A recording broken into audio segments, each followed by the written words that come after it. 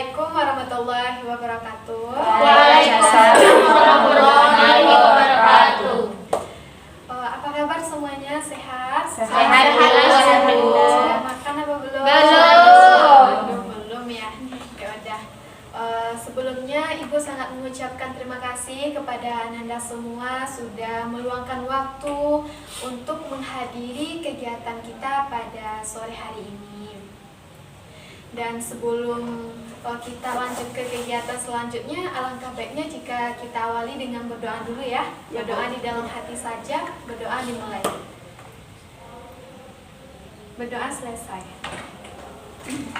Nah, jadi ada yang tahu tidak kenapa kita berkumpul di sini? Kenapa kita berkumpul di ruangan ini pada sore hari ini?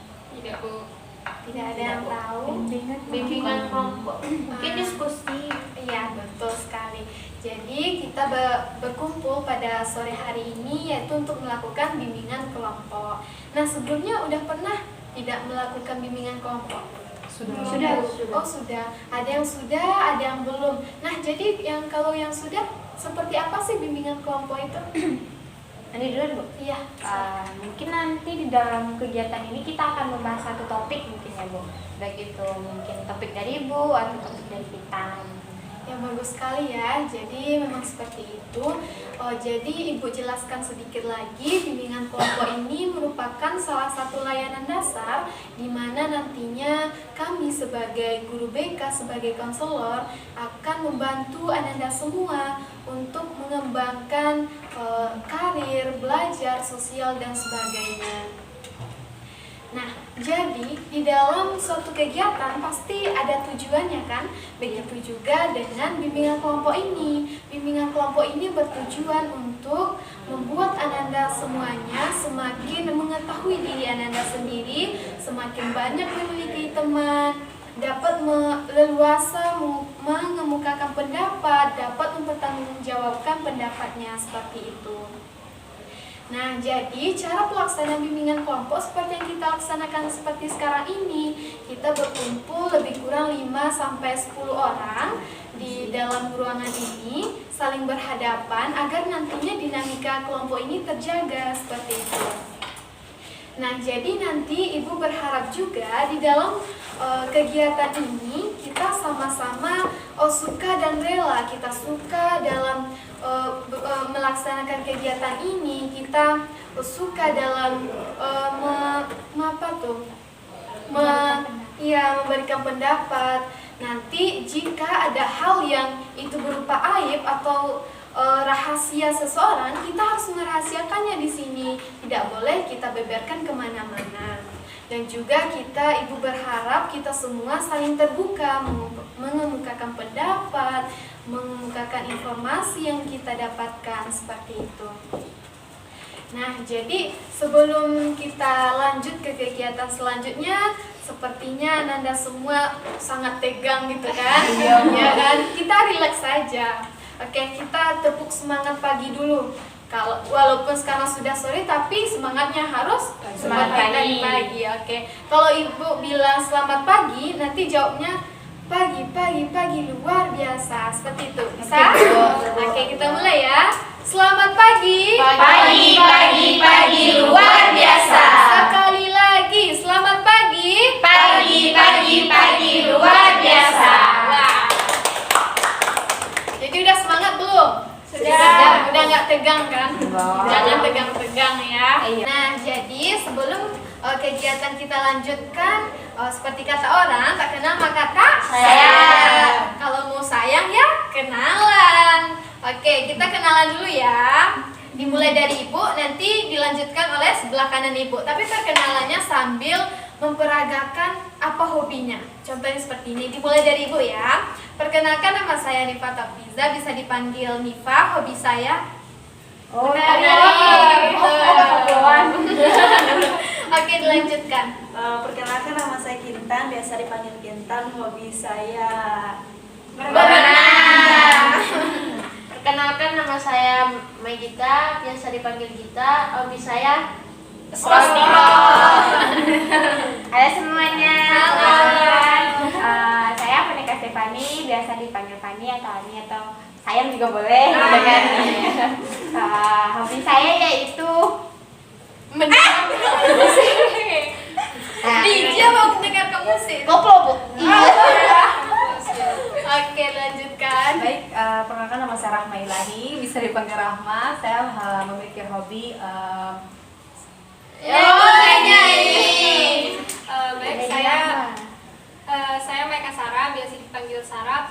Hobi saya Menulis. Baik, nama saya Poppy Dana Putri, biasa dipanggil Poppy. Hobi saya Malah sama nih sama kita berenang. Iya, bisa join dong, Mbak. menyeberangi samudra Bu. Iya. Oke, jadi udah saling mengenal kan? Ya, Bu. Semoga dengan kita diawali dengan perkenalan, kita kedepannya bisa lebih kompak lagi, lebih akrab lagi, apalagi tidak sungkan-sungkan dalam menyampaikan sesuatu, menyampaikan apa yang ingin kita sampaikan, pendapat kita seperti itu. Oke, jadi seperti yang Ibu sampaikan tadi, bahwasanya pada kesempatan kali ini kita melakukan bimbingan kelompok, yaitu untuk mendiskusikan sesuatu hal, mendiskusikan baik itu sedang viral, sedang hangat-hangatnya untuk kita bahas. Jadi di dalam bimbingan kelompok ini ada 2 topik yang bisa kita bahas. Yang pertama, topik tugas, yang kedua, topik bebas. Kalau topik tugas, itu topiknya berasal dari Ibu sendiri. Kalau topik bebas, itu dikemukakan oleh Ananda semuanya. Seperti itu ya. Nah, jadi sekarang Ananda mau topik apa nih yang kita bahas?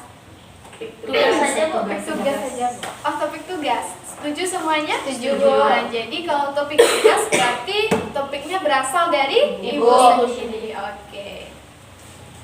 Nah, jadi Ibu memutuskan untuk pada kesempatan kali ini kita akan membahas mengenai manajemen waktu. Pernah dengar manajemen waktu? Pernah, Bu. Nah, kira-kira siapa sih yang bisa mengemukakan pendapat tentang apa sih itu manajemen waktu? Apa yang dia ketahui tentang manajemen waktu?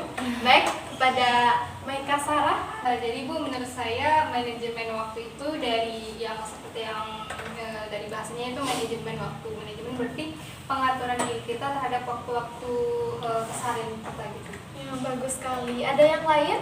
Oke, kepada Saudari Rahma dipersilahkan. Mungkin di sini menurut saya manajemen waktu itu lebih cenderung kepada cara orang mengatur, mengelola dan manage waktunya, yang membagi waktunya mana yang mana diprioritaskan terlebih dahulu, mana yang bisa dilakukan belakangan seperti itu. Oh ya, bagus sekali ya. Ada yang lain? Oke, silahkan. Mungkin kalau menurut Ani tuh manajemen waktu tuh lebih kayak ke schedule atau rentetan. Bagaimana cara kita mengelola waktu itu, misalnya benar yang dikatakan Rahma tadi, bagaimana kita memanfaatkan waktu-waktu luang kita itu untuk hal-hal positif, tidak banyak melakukan misalnya scroll TikTok gitu. Baik, terima kasih. Ada lagi? Oke, mungkin itu ya. Jadi seperti yang telah disampaikan kawan-kawan kita tadi, bahwasanya manajemen waktu itu bagaimana cara kita untuk mengatur waktu, seperti itu kan. Jadi manajemen waktu ini emang sangat penting untuk kita terapkan dalam kehidupan sehari-hari. Apalagi kalau kita sekarang anak sekolahan yang sangat sibuk dengan tugas-tugas sekolahnya, sangat sibuk dengan kegiatan ekstrakurikulernya, sangat sibuk dengan kegiatan-kegiatan organisasi lainnya seperti itu. Jadi kita sangat penting membahas manajemen waktu pada saat sekarang ini kan. Nah, jadi bagaimana sih cara memanage waktu itu? Katanya manajemen waktu itu cara kita untuk memanage waktu. Jadi bagaimana cara yang simple yang dapat kita terapkan dalam kehidupan sehari-hari? Menurut Ananda semua bagaimana caranya? Oke, baik, kepada Saudari Poppy. Baik Bu, mungkin dengan cara membuat schedule tentang kegiatan kita pada sehari-hari bisa. Ya, bagus ya pendapat Poppy, katanya membuat schedule agar kegiatan kita itu kita terlihat jelas gitu, kita tempelkan di lemari agar kita bisa melihatnya setiap hari ya. Ada yang lain? Ya, baik, kepada saudari. Mungkin selain untuk membuat schedule tentang kegiatan kita itu, mengenai manajemen waktu itu kita harus lebih menghargai diri kita sendiri sih Bu, kalau menurut saya. Kenapa? Karena kalau kita memanajemen waktu, kita isi dengan hal-hal yang sudah kita tetapkan, misalnya jam segini sampai jam segini ini, jam segini sampai jam segini ini. Kadang karena schedule itu kita lupa akan waktu istirahat seperti itu Bu. Jadi di sela-sela padatnya kegiatan atau schedule itu kita juga harus memikirkan kesehatan kita sendiri gitu Bu. Baik itu dengan makan yang bergizi, dengan istirahat yang cukup, seperti itu. Ya, bagus sekali ya pendapat Monika. Ada lagi yang lain pendapatnya kepada saudari Rahma? Gimana nih pendapatnya cara untuk memanage waktu bagi diri sendiri? Baik, terima kasih Bu. Mungkin tadi yang sudah disampaikan teman-teman juga ya. Saya juga sependapat bahwa kita harus bisa membuat schedule waktu. Misalnya schedule waktu itu kan kita bisa membuat skala prioritas kita, apa yang diutamakan, apa yang penting. Itu lebih membagi waktu yang benar-benar lebih dibutuhkan untuk kegiatan apa yang harus kita lakukan. Yang kedua mungkin cara manage waktu, mungkin kita dengan adanya perkembangan teknologi saat ini kita lebih cenderung ke media sosial. Kita lebih mengundur-undur waktu ketika melakukan suatu kegiatan, sehingga mungkin kita lebih mengurangi untuk lebih menjelajahi media sosial. Gitu. Baik, terima kasih, bagus juga ya pendapatnya. Ada yang lain? Ya, Meka Sarah.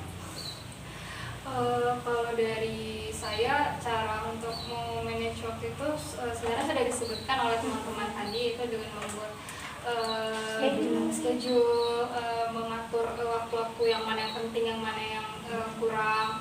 Kemudian mungkin lebih kayak seperti kalau misalnya waktu-waktu istirahat itu biasanya kita kalau istirahat rebahan TikTok gitu.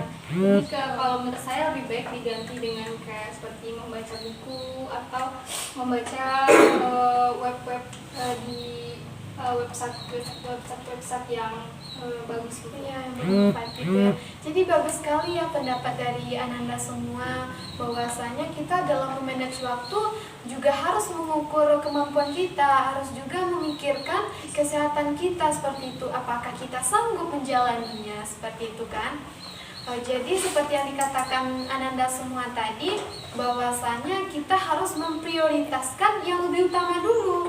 Nah, kalau ada permasalahan seperti ini, contohnya kita di satu waktu tuh ada kelas yang masuk, dan di waktu yang sama ada juga nih organisasi kita mepet tanggung jawab kita. Kalau menurut Ananda semua itu bagaimana? Mana sih yang lebih kita prioritaskan terlebih dahulu? Oke, kepada Magita. Mungkin kita akan belajar dulu, karena tujuan kita ke sekolah itu belajar. Ya, bagus. Karena di organisasi itu kalau tidak ada kita pasti acara itu akan berjalan juga. Bagus pendapat Magita ya. Ya, kepada Kinta. Kalau menurut saya, misalnya di waktu pelajaran sama organisasi itu berdempetan atau sama jamnya itu, mungkin kita akan pergi dulu ke kelas, kita belajar sebentar, lalu meminta izin kepada guru yang mengajar. Kita meminta izin sebentar untuk ambil absen atau mungkin melihatkan muka dulu ke organisasi, dan kita nanti bilang ke organisasi bahwa pelajaran ini lebih penting gitu Bu, tidak bisa ditinggal gitu. Seperti yang dibilang Magita tadi, mungkin acara akan berjalan tanpa adanya kita. Ya, karena di organisasi itu tidak hanya kita ya, ada anggota lainnya seperti itu. Ada lagi yang mau berpendapat yang kepada Rahma? Mungkin dengan kejadian yang Ibu bacakan tadi, mungkin lebih kita sebagai siswa lebih mempertimbangkan lagi ya, lebih mempertimbangkan misalnya dengan organisasi, apakah dengan organisasi kita, apakah dengan ketidakhadiran kita dalam organisasi, apakah organisasi tidak akan berjalan? Mungkin kita harus mempertanyakan itu. Kalau seandainya bisa berjalan tanpa kehadiran kita, ya kita akan masuk kelas, jadi masuk kelas, karena tujuan utama kita kan kuliah. Seperti itu. Bagus sekali ya pendapatnya, bahwasanya kita harus mempertimbangkan dulu mana yang banyak dampak positifnya daripada negatifnya, seperti itu ya. Nah, kalau permasalahannya ada juga nih yang seperti ini, pasti Anda semua pernah merasakannya juga. Kita tuh, pribadi kita tuh sangat sulit untuk memanage waktu, tapi keinginan kita ini membara untuk ikut organisasi seperti itu. Jadi kita bingung nih, apakah kalau masuk organisasi ini tidak akan terbengkalai ya. Jadi bagaimana nih pendapat saudara sekalian tentang hal yang telah Ibu sampaikan tadi? Oke, baik, kepada saudari.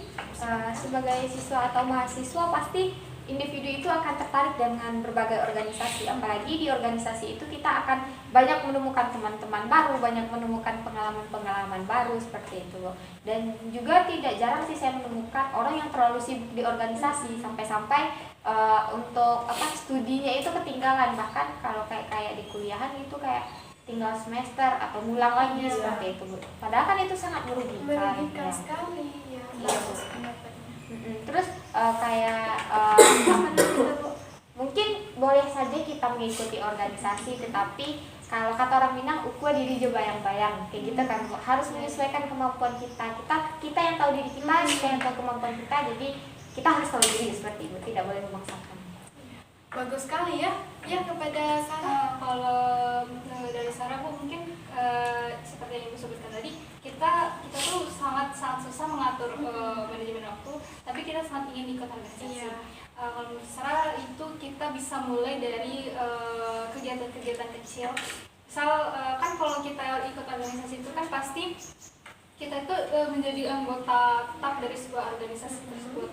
Nah, jadi karena kita tidak bisa memanage waktu, kita tidak bisa untuk menjadi anggota tetap tersebut karena akan banyak kegiatan yang sibuk gitu kan daripada kegiatan belajar.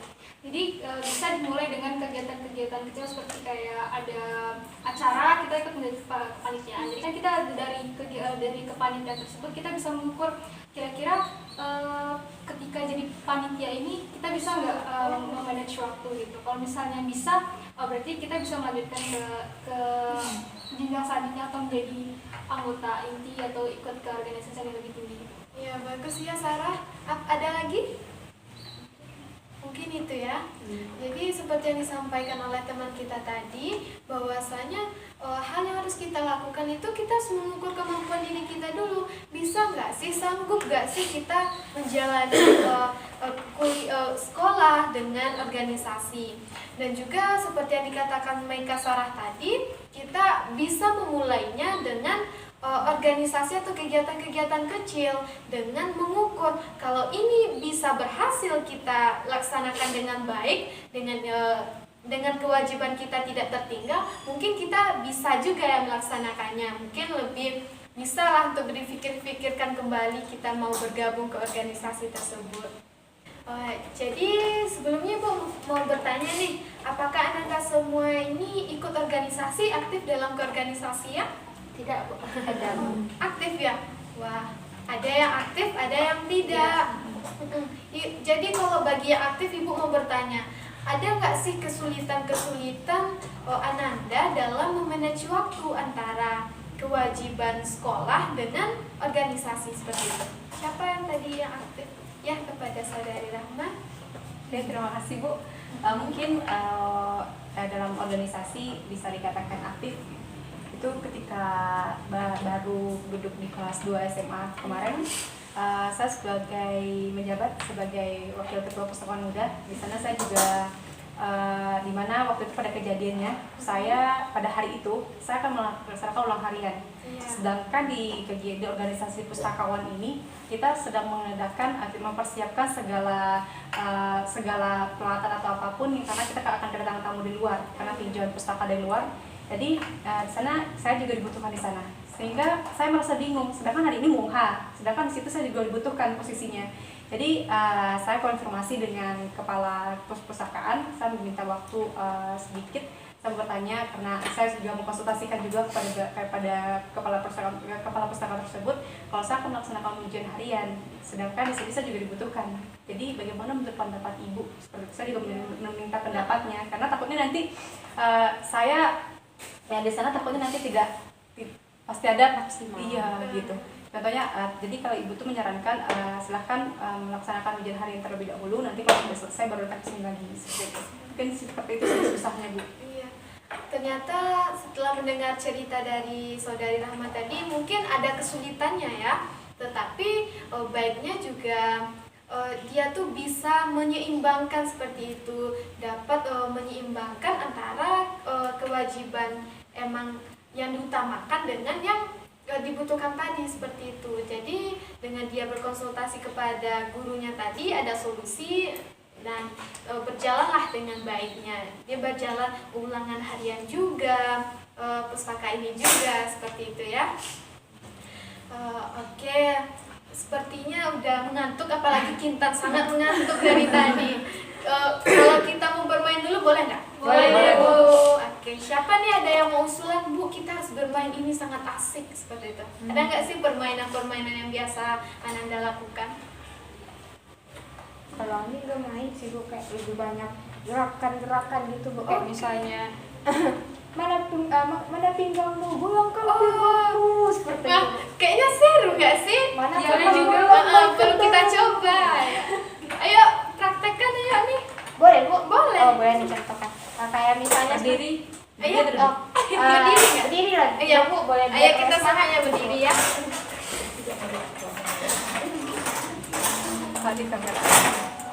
Misalnya kan kayak gini Bu, misalnya nanti Ibu bilang kayak gini kan, angin badai datang. Nah, kalau angin badai datang kan kencang angin, Iya. otomatis kita wah. Iya. Kalau misalnya lupa datang gitu kayak gitu. Berarti ekspresi Iya, kita kan? ekspresi gitu, Oke. Bu. Siapa nih yang mau jadi instrukturnya? Ani aja nggak sih? Boleh ya? Oh, Boleh. boleh Ani aja. Jadi kita semuanya bermain ya? Iya, Bu. Oke. Tapi syaratnya tuh harus mengeluarkan ekspresi jelek, nggak boleh ditahan-tahan. Anggap itu kejadian kayak nyata gitu. Oh gitu. Oh iya. Kalau panik emang harus Iya, panik harus ekspresinya ya. Kalau mau lari udah lari gitu, lari keluar gitu. Oke. Ayo Rama sangat pemalu sepertinya ya. Ayo kita harus bisa mengekspresikan diri ya. Oke, Bu. Kita mulai bisa? Oke, yuk. Sang Dewi berkata, Belum mulai. Sang Dewi berkata, hujan akan sangat lebat dengan turunnya.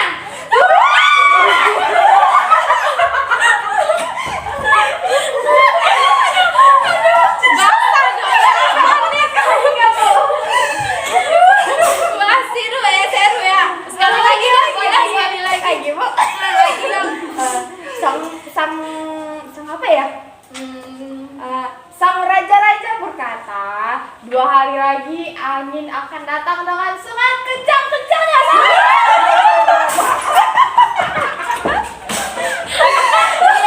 Kita semuanya ya.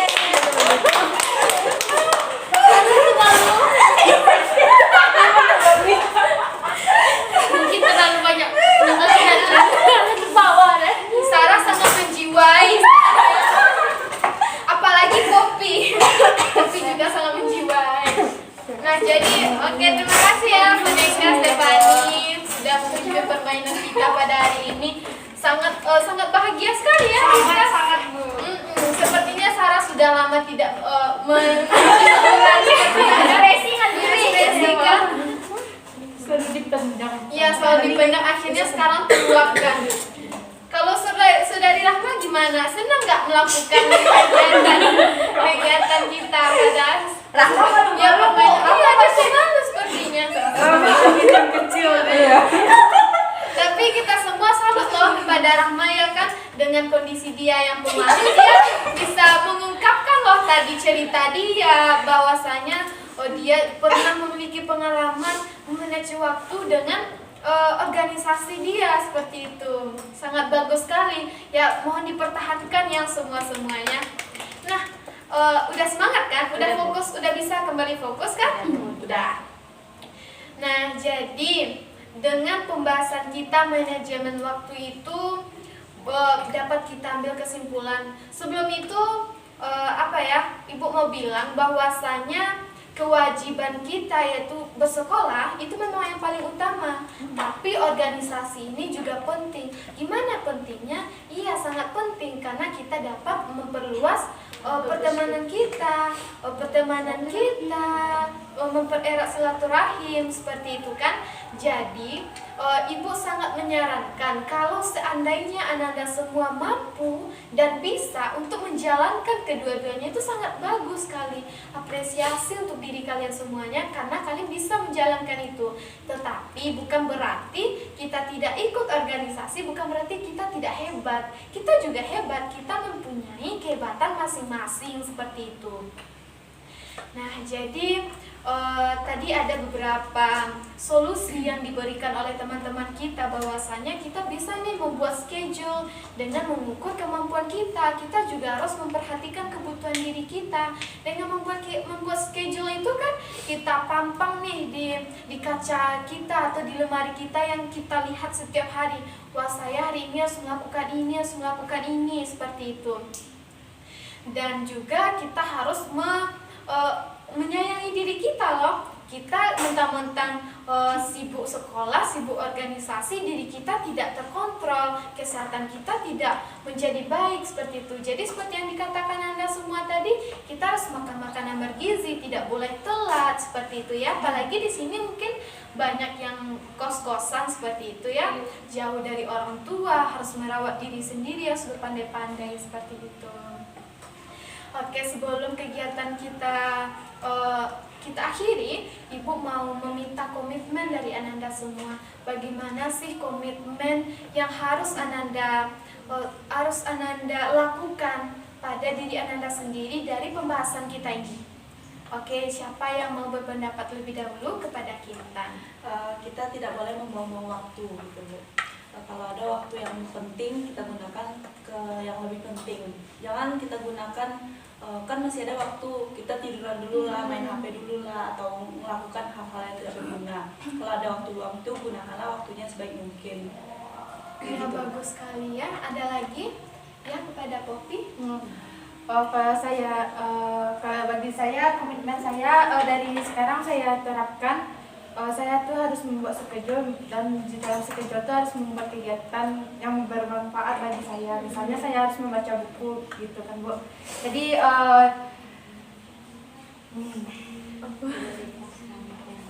jadi dalam membuat schedule itu saya bisa memprioritaskan hal yang bermanfaat dalam diri saya. Bagus sekali. Ada lagi ya kepada saudari? Mungkin komitmen yang akan saya tanamkan dalam diri saya sendiri, yang pertama prioritaskan waktu yang positif, yang kedua jangan terlalu forsir diri kita sendiri untuk melakukan hal-hal yang positif tersebut, karena kan juga nggak baik kalau terlalu berlebihan gitu. Dipaksakan ya. Iya, apalagi kayak kasus-kasus orang terlalu ambis gitu kan, terlalu belajar, intinya gila seperti itu kan. Dia stres, frustasi gitu kan Mbak.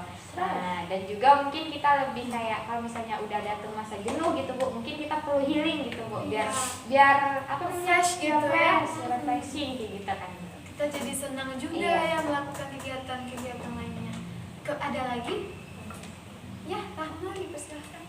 Mungkin dengan komitmen yang saya akan lakukan, bisa sendiri mungkin lebih dengan schedule yang sudah ada. Mungkin terkadang kan kita terkendala untuk menjalankan schedule-nya. Schedule sudah ada, tapi dengan adanya kegiatan menunda, akhirnya tidak terjalankan schedule yang sudah kita rencanakan.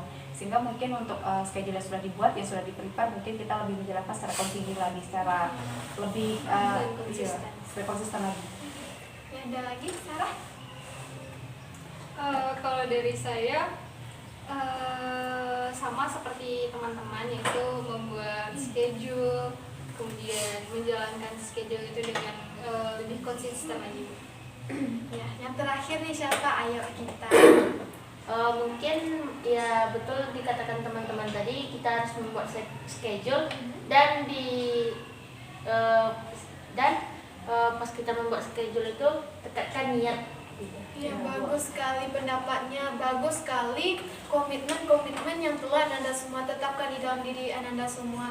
Semoga kita semua bisa menjalankan apa yang telah kita rencanakan, apa yang telah kita tetapkan, seperti itu ya. Oke, baik.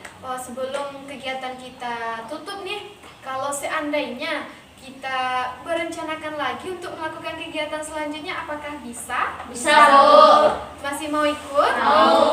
Oke. Nanti kita susun lagi ya rencananya. Nah, sekarang Ibu mau minta kesan dan pesan Ananda semua dalam kegiatan ini. Apa sih pesan dan kesannya selama berkegiatan ini? Masing-masing Ananda harus bisa berpendapat ya. Oke, kepada kita. Mungkin kita lebih tahu bagaimana cara memanajemenkan waktu itu, dan kita juga mendapat teman-teman baru. Ada hanya itu. Ya, baik. Terima kasih. Bu, Ya, Poppy.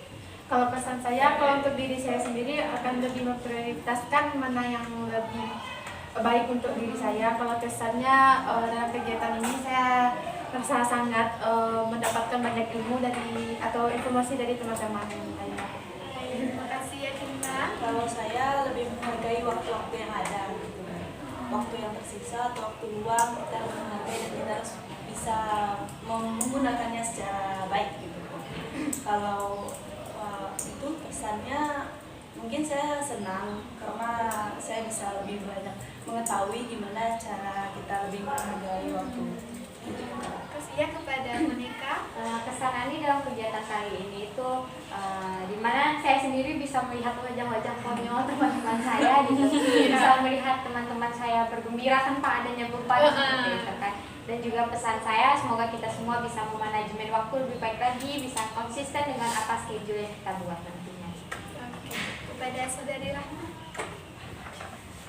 Mungkin kesan yang dapat saya dapat di sini mungkin dengan bertukarnya pikiran, bertukar pendapat dengan teman-teman, kita bisa lebih apa yang tidak kita ketahui lebih kita ketahui lagi, sehingga kita bisa menggali lagi informasi yang didapatkan yang tadi yang sudah kita tahu, yang tidak tahu menjadi tahu seperti itu. Udah itu dengan kita di latar belakangnya dari tempat yang dari kelas-kelas yang berbeda, mungkin kita lebih saling mengenal, lebih memperluas relasi sosial kita, lebih memperluas pertemanan kita. Untuk pesannya mungkin sama seperti sebelumnya, yaitu membuat manajemen waktu sebaik mungkin, bagaimana cara kita mengatur dan mengolah waktu itu dengan sebaik mungkin dengan schedule yang ada dan menjalankannya secara konsisten dan kontinu. Seperti itu sih. Terima kasih ya.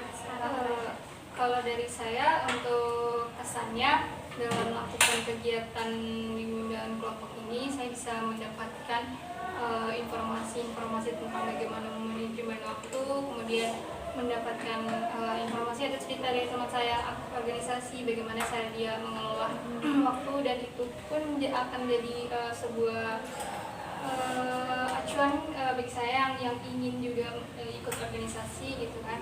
Terus kalau pesannya semoga kita semua bisa lebih baik lagi mengatur manajemen waktu, dan jika membuat schedule bisa dilakukan dengan konsisten. Ya, baik. Terima kasih ya atas kesan dan pesan yang telah Ananda semua sampaikan. Oke, Bu mengucapkan banyak terima kasih kepada Ananda semua yang sudah bersedia hadir meluangkan waktu dengan sukarela pada kegiatan kita pada sore hari ini. Oke, sebelum kita tutup, langkah baiknya jika kita akhiri dengan membacakan doa. Bacakan doa di dalam dimulai. Selesai. Alhamdulillah. Oke, sampai jumpa pada kegiatan selanjutnya. Jangan bosan-bosan ya bertemu dengan Ibu. Oke, Ibu ucapkan Assalamualaikum warahmatullahi wabarakatuh. Nah, sebelum pulang, gimana kalau kita menyanyikan sayonara sambil bersalam-salaman dengan ekspresi yang sangat berbahagia? Oke, bisa? Oke, ya silakan berdiri. Nyanyinya mulai ya. 1, 2, 3. Sayonara.